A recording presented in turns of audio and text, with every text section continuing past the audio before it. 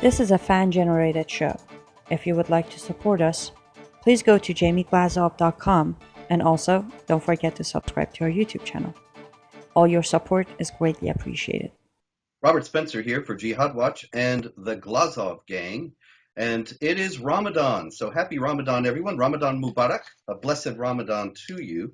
Barack Obama is very happy that it's Ramadan. He issued a statement saying that for many, this month is an opportunity to focus on reflection and spiritual growth, forgiveness, patience and resilience, compassion for those less fortunate, and unity across communities. Those are beautiful things, really, and that is what Barack Obama says that Ramadan is all about. Now, the funny thing, the odd cognitive dissonance here, is that there is a Muslim, a spokesman for the Islamic State, Abu Muhammad al-Adnani. Now, of course, Barack Obama would say he's not a real Muslim, but he called on Muslims to use this Ramadan to, and I quote, "get prepared, be ready to make it a month of calamity everywhere for non-believers, especially for the fighters and supporters of the caliphate in Europe and America." Now, this is very strange. If you think about this, why is it that, on the one hand, the entire Western intelligentsia, the political and the media elites, treat Ramadan as if it were the 100% analogy of Christian Lent, and a time, therefore, of fasting, of spiritual, deepening one's spiritual commitment, and so on, and prayer and rededication to God. And then, on the other hand, there are Muslims who believe and who say straight out that Ramadan is a time for warfare and killing. I mean, this is one thing we have to say, that this is where the analogy breaks down. There aren't any Christians, whenever Lent rolls around, who say Lent is a time to make it a month of calamity, a time of calamity everywhere for non-Christians, especially for the fighters and supporters of the church in Europe and America. We never hear Christians talking that way at Lent or any other time. It's a strange disjunction. And it raises the question, is Ramadan really just a Muslim Lent, a time of fasting, spiritual reflection, and prayer?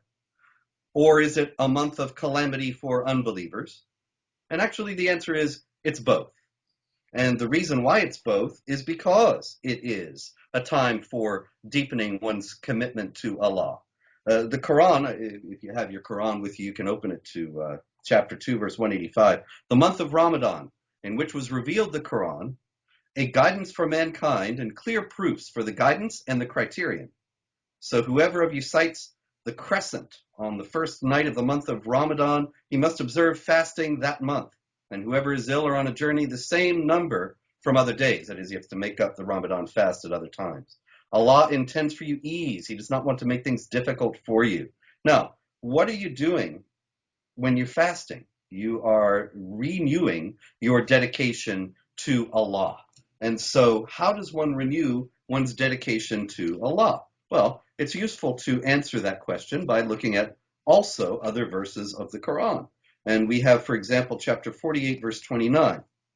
Muhammad is the messenger of Allah, and those with him are severe against disbelievers and merciful among themselves. Now imagine if you were a Muslim who is reading that during Ramadan, because during Ramadan, a pious Muslim is likely to every night read a portion of the Quran until by the 30th night, the last night of Ramadan, he's read the whole thing.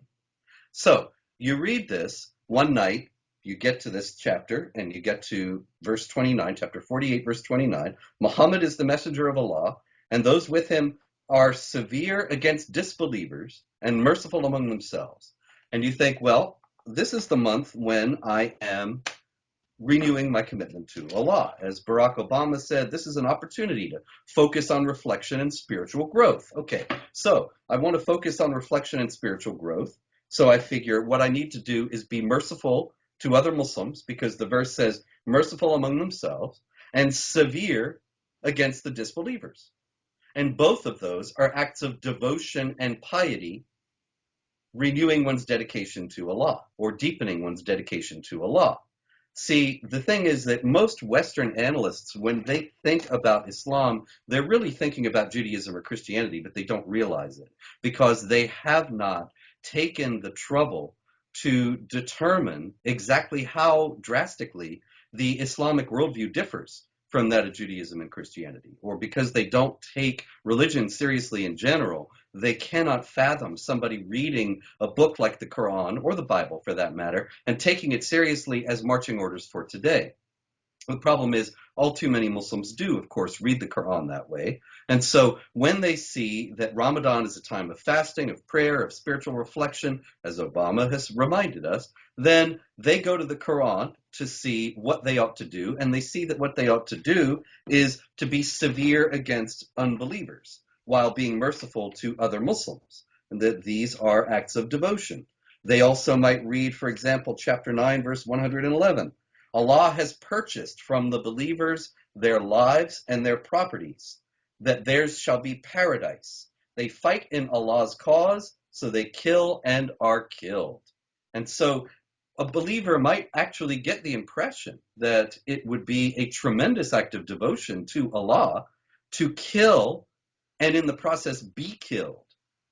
And that this also could be a Ramadan devotion. This is one reason why we see an increase during Ramadan of jihad terror activity. As a matter of fact, the jihad group in Chechnya that publishes the Kavkaz Center website, it published a few years back an article in which it said, the month of Ramadan in the life of the Prophet, that is Muhammad, of course, and the righteous ancestors was a month of forthcoming. The greatest battles during the lifetime of the Prophet occurred in this blessed month, the month of jihad, zeal, and enthusiasm. See, in the West, it is enforced upon us an unreality, a politically correct fantasy, that jihad is solely a spiritual struggle to improve the condition of one's soul and does not have to do with warfare and fighting. But when you have a holy book that says, for example, chapter 9, verse 29, fight against those who do not believe in Allah nor the last day, do not forbid what was forbidden by Allah and his messenger, and do not acknowledge the religion of the truth, even if they're among the people of the book, until they pay the jizya with willing submission and feel themselves subdued. Well, then you might get the idea if you're reading the book and thinking, well, how can I increase my devotion to Allah during this Ramadan? You might think, well, one way I can do it is to fight against the people of the book, that is primarily Jews and Christians, until they are subjugated under the rule of the Muslims and paying this tax, the jizya. You might get the idea that when the Quran says in chapter 9, verse 5, when the sacred months have passed, then kill the mushrikun, that is, those who associate partners with Allah, those who worship others alongside Allah. The Christians are often considered mushrikun, those who commit shirk, the association of partners with Allah, because they worship Jesus as the Son of God. And so kill the mushrikun wherever you find them, and capture them and besiege them and lie in wait for them in each and every ambush.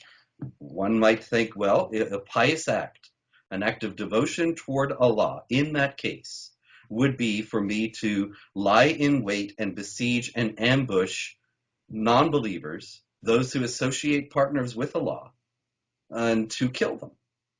And that this does not see an act of undifferentiated or unfocused murder and mayhem. It is a pious act, an act of devotion, an act that shows that somebody is serving Allah. The thing that eludes the West is the fact that there is this the problem, I should say, that clouds the minds of people in the West is that there's a core assumption that if something is a religion, it must be telling you to do good things. And the idea of a religion that tells you to do things that are actually, from an objective standpoint, terrible things to do, beheading people, taking sex slaves, beating disobedient women, killing unbelievers solely for the fact of being unbelievers, and so on, and thinking all these to be religious acts, well, these are not really good things. But it seems to be something that is just too difficult, or perhaps too costly from a social standpoint, for most Western analysts to accept. that there could be a religion that actually teaches these things, and that therefore when the jihadis do these things, they're simply acting in accord with the clear tenets of the Quran, the holy book of Islam, and with the teachings and the example of Muhammad. Now see, Ramadan only intensifies all that. It's bad enough throughout the year, but during Ramadan, it is especially intense because if somebody's trying to increase his devotion to Allah, these are avenues, they're not the only ones, but they certainly are avenues clearly set out in the Quran for how one can deepen one's devotion to Allah. It is at the expense of unbelievers, at the cost of their lives, or at the costs of their liberties, in various ways. So Ramadan, the month of jihad, promises to be a rocky and difficult month, as it always is, for unbelievers, and we can only hope that the death toll is at its minimum. But we can know that those who are killed by pious Muslims during Ramadan are killed as acts of devotion to Allah. I'm Robert Spencer for the Glazov Gang tonight, and please do show your support for the Glazov Gang or else. And you can go to jamieglazov.com to do that, as well as subscribe to the Glazov Gang YouTube channel. You won't be sorry. Thank you very much.